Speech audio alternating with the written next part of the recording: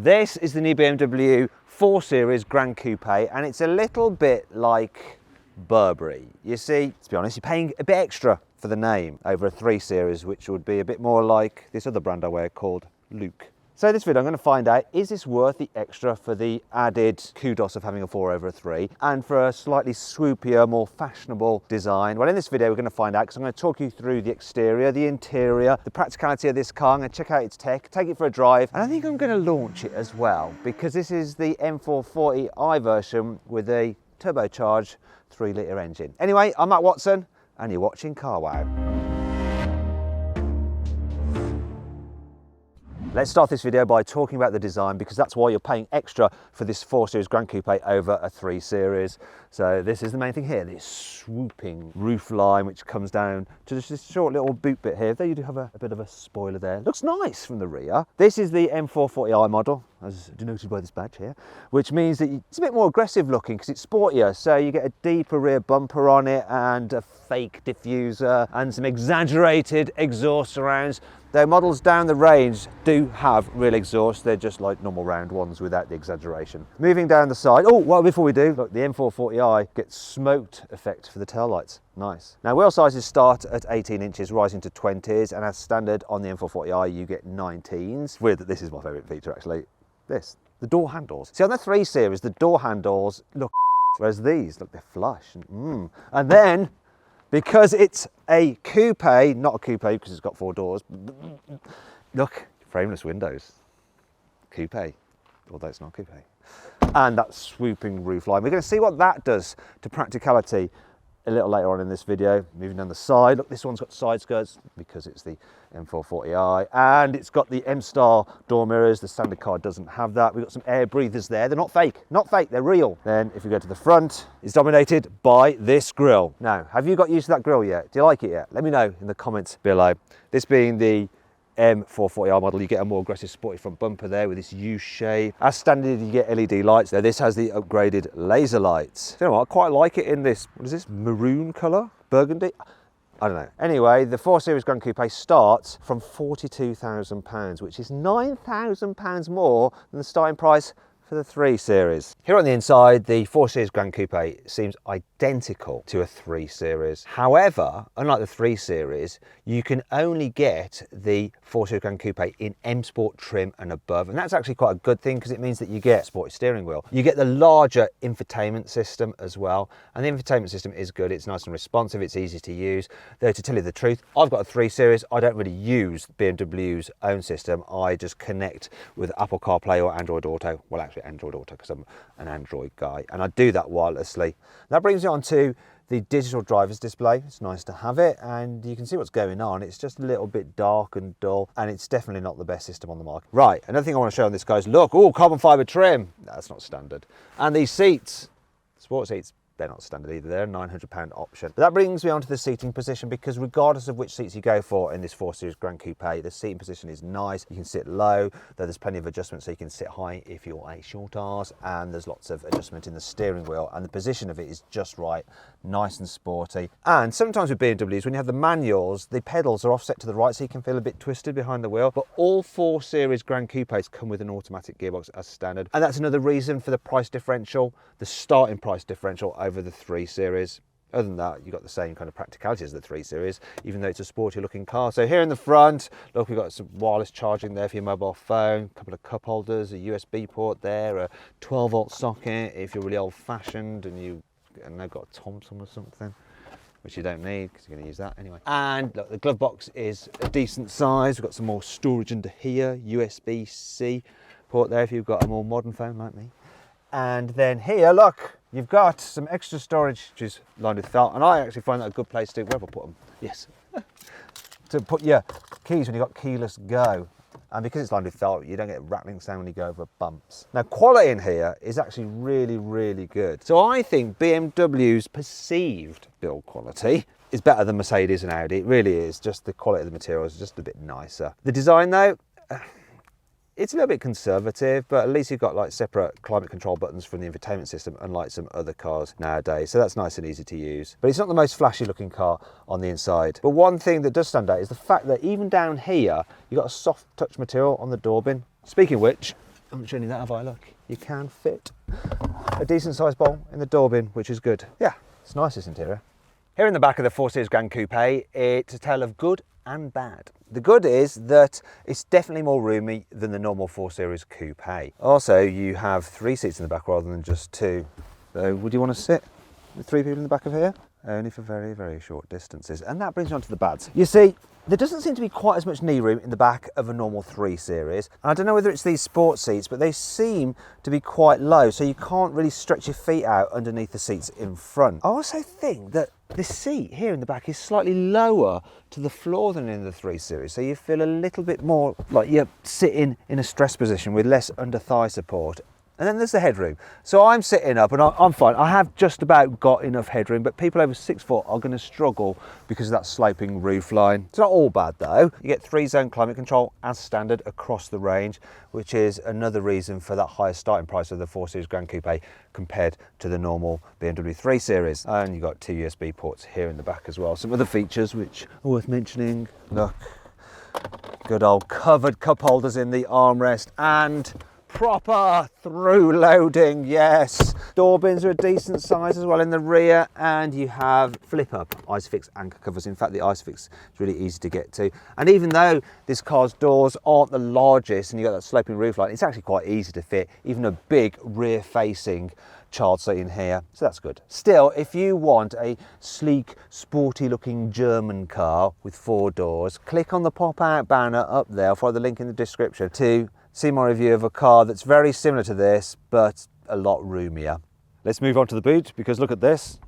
Not only do you get an electric tailgate as standard, it's a hatchback tailgate, so it means it's easier to load than a saloon, like the 3 Series. Though the 3 Series' boot is 10 litres larger at 480 litres, because this capacity is 470 litres, though that is still 5 litres more than you get with an Audi A5 Sportback. So yay BMW, you just about won that one there. In terms of the space, it is quite nice and square. Bit of a load lip to lift stuff over, but it's not too big.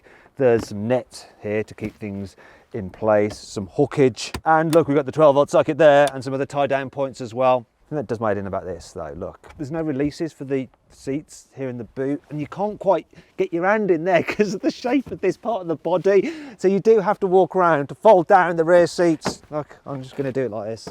I'm gonna do it all from here actually. Look, ow, I just hit my knee. Oh, God, on this seat back. Anyway, that brings on to 5 annoying things about this car.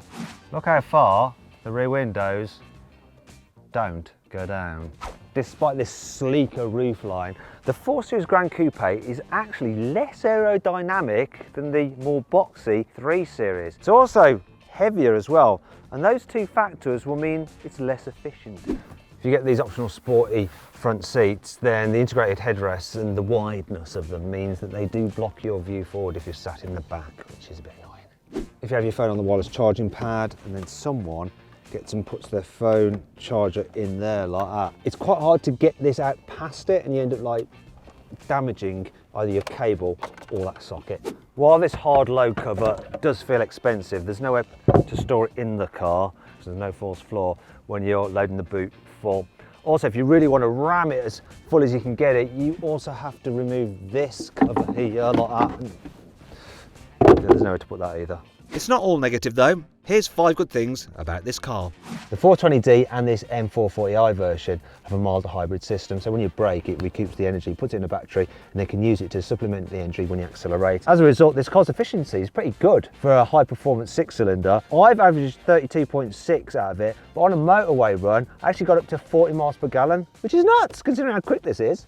Speaking of the M440i, it gets some standard equipment which is optional on the other models, such as upgraded M performance brakes, a limited slip rear differential, and adaptive dampers. For this car, BMW has integrated the reversing camera into the BMW badge, which is not only neat, it does mean that it gets a little less covered in dirt than the normal position where they have it like on the 3 Series, which is there. You can get an optional drive recorder app. So what that uses is the surround view cameras on the car, and if you have an accident, it actually records the previous 20 seconds before the accident and the 20 seconds after it. So you have the evidence to take somebody to court. You may think this grille is ugly, but this bit is clever, look. These flaps close when your engine doesn't need cooling for improved aero, then obviously when it does need cooling, they open up to let the air in to cool things down. Before I drive this car, let's talk about the engine choices. So the range kicks off with the 420i, which has a 2-litre turbo petrol with 184 horsepower. Then there's the 430i, which also has a 2-litre petrol, but that has 245 horsepower. Both those cars are available only as rear-wheel drive. You can get a diesel, it's the 420D, and that has a 190 horsepower 2-litre diesel engine, and you can get that as either rear-wheel drive or 4-wheel drive. Then there's this car, the M440i, which has a 3-litre turbo straight 6 with 374 horsepower, and it comes with 4-wheel drive as standard. Okay, let's see what this BMW 4 Series Gran Coupe is like to drive. Starting off with what it's like on a twisty road. And I've got the car in sports mode, and because all but the entry-level M Sports have adaptive suspension, that firms up the suspension and makes the car a little bit more responsive and stops it leaning so much in the bends. And it does feel like an agile, sporty car. Really is quite nice. However, you do notice the bumps when you're in that sporty mode, so I've had enough of that. Let's go into just comfort. It's more my thing. Though to be fair, you can mix and match. So you can have like a sporty engine setup and sporty gearbox and softer suspension. Even then though, you do notice the bumps a bit more than in a 3 Series. It's not a bad thing though, you know, you can live with it. You also notice a bit more noise as you're going over the bumps than you do in a 3 Series. In fact, when you're driving this car on the motorway as well, you get a little bit more tyre noise and wind noise than the 3 Series. However, this still does feel expensive and sophisticated to drive, and so it should do at this price. It's a nice thing though, and the gearbox, you know, you can change gears yourself if you want to, and it's fairly responsive. It's not the snappiest manual shifters, but you're better off just putting it into automatic anyway, and then it really does just blend the gears very smoothly and seamlessly. Nice automatic gearbox, and it's great that it comes as standard because you won't want a car like this with a manual. Anyway, let's see what this car's like to drive in town. So at low speeds, it's all fine. You actually get a decent view out the front as well. You get a nice view over the bonnet, even though you're sitting quite low. The view out the back window isn't terrible, but it's not great either. Big door mirrors though, which is handy when you're parking, and it is really easy to drive. Another good thing about it is it gets steering which is quite responsive, and so when you're going slowly, you don't actually need to turn the wheel all that much to turn tightly, so you're not doing too much wheel twirling when you're manoeuvring. Another thing that's good about it is that if you have the optional cruise control with steering assist, you can actually operate it in stop-start traffic, even in town. It's really good, that. Just takes a strain out of long distance journeys. Trouble is though, it is an optional extra, whereas on some other cars, you get it thrown in as standard. That's classic BMW for you. They always do rinse you out on options such as that. You know, the luxury options, even though it's supposed to be a luxury-ish car. It does feel fairly luxury though, with this 6-cylinder engine. However, you're more likely to go for the diesel, and the diesel engine is really good and it'll give you great economy, almost 60 miles per gallon when you're on the motorway. One last thing to test is the turning circle. It's supposed to be 12 meters, which is more than an Audi A5, and yes, look, oh, can I get over can I get around there without curbing it? I can't get around here again. Oh, bollocks. Chaos. Oh, chaos absolutely ensuing now. Sorry, everybody. Sorry. Yep. I'm gonna go on. Oh dear. Hopefully no one's in a rush. Oh, they've all forgiven me. Not a single horn honk. You know, if I was in blooming London, it would have been like, you. Oh my God, what are you doing? Oh God, what an absolute idiot you are. BMW says this car can do 0 to 60 in 4.7 seconds, but I'm going to find out with my specialist timing gear up here what it's really going to do. Let's launch it. Oh, it's quick. What we got? Ah, yes, classic BMW. They lied, but they lied in the best way. 0 to 60, 4.2 seconds. Boom. It's well rapid.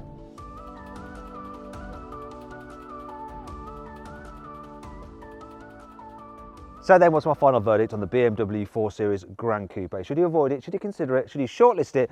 Or should you just go right ahead and buy it?